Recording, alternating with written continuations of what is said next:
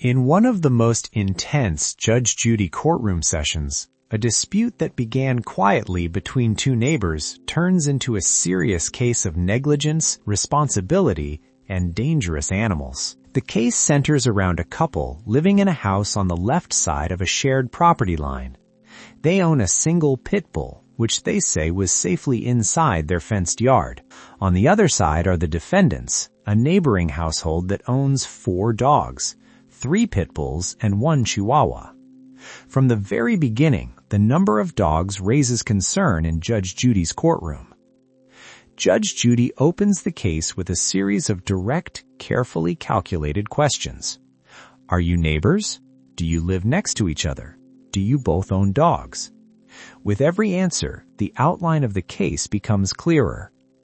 The plaintiffs explained what happened on September 30th, 2014.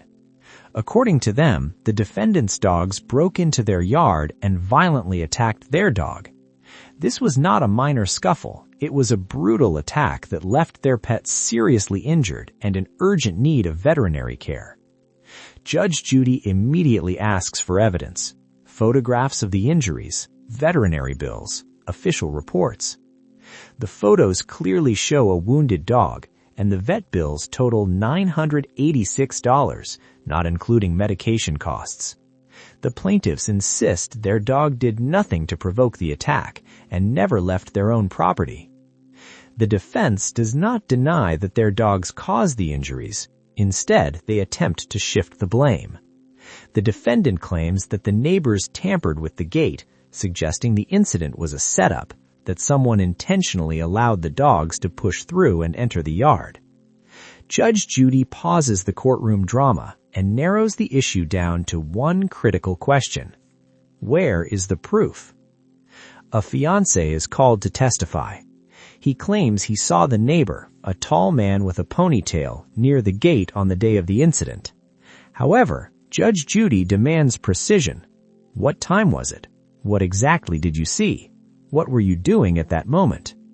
As the questioning continues, the story begins to unravel. The witness claims the incident happened around 2 or 3 p.m., but official records show that animal control was contacted at 11:52 a.m. That contradiction alone severely damages the credibility of the testimony. Judge Judy calmly but firmly points it out. Either you are mistaken or you are unreliable, and neither supports your defense. Then comes the most damaging evidence of all.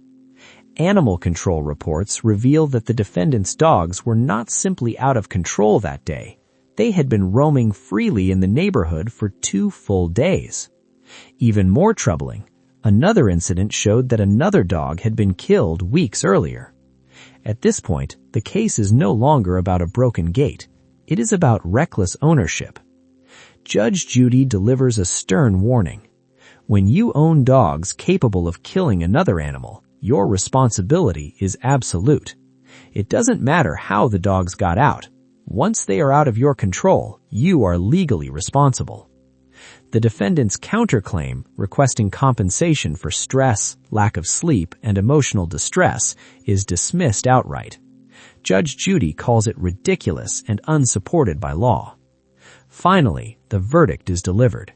Judgment for the plaintiffs, $3,000 awarded in damages, counterclaim dismissed. The courtroom session ends, but the lesson is unmistakable. Owning animals is a responsibility. Losing control has consequences, and negligence can cost far more than money.